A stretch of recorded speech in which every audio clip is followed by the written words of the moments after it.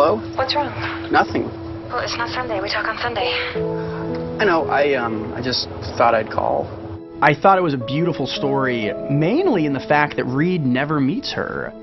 I guess I think it's funny how we've been doing this for 6 months and we've never met. You know, like, one Google search of me and you'll find my FBI file photo, but I've absolutely no idea what you look like. I've shaved, by the way, since then. I used to be sort of fascinated with the Yeti, and I thought that I don't know what maybe you look like either.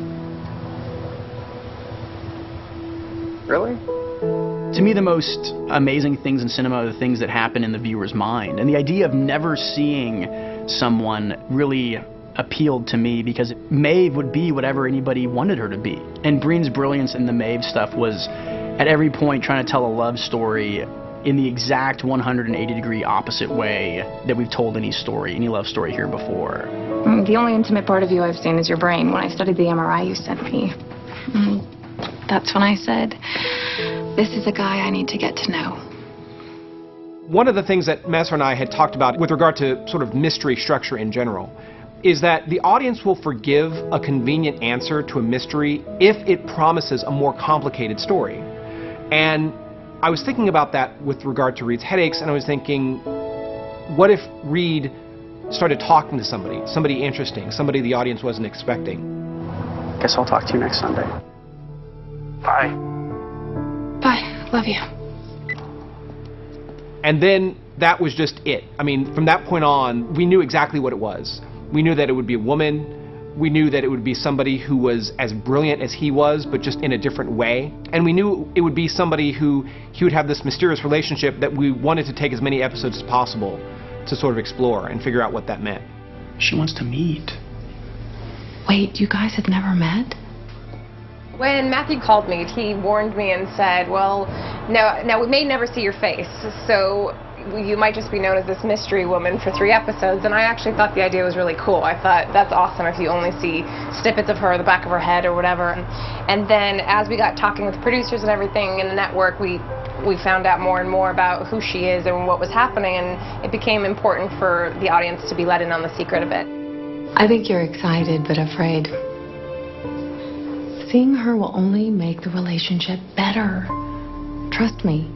Seeing Maeve's face at the end of episode 810 is such a lift to the episode. Hello? And then in episode 12, when she's held captive, that story could only work by seeing Beth Riesgraff. You want to see her performance. You want to see who she is as a character. You want to see her fight. Get on the ledge. Now! No. If you're gonna kill me, you kill me. But I am not jumping, because I want to live long enough to see Spencer arrest you. You want to see her invest in her relationship with Dr. Reed in the same way that you've seen Matthew invest on his side with Reed and Maeve.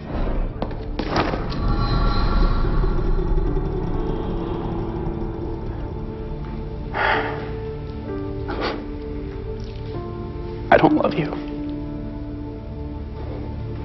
Sorry. I understand. You can see on his face and on Maeve's face, this is what we have to do. And I'm saying something that is not true. And you're taking the audience expectation for what's going to happen in the story, and you're completely twisting it on its head. Diane, I offered you a deal, and you can still take it. Me for her. Let me take her place. You would do that? Yes. You would kill yourself for her? Yes.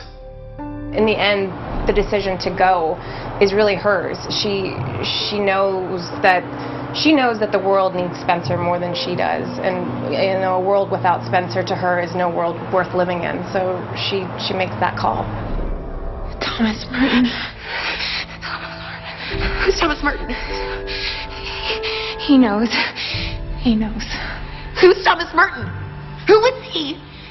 He's the one thing you can never take from us. Love is our true destiny. We do not find the meaning of life by ourselves alone. We find it with another. No.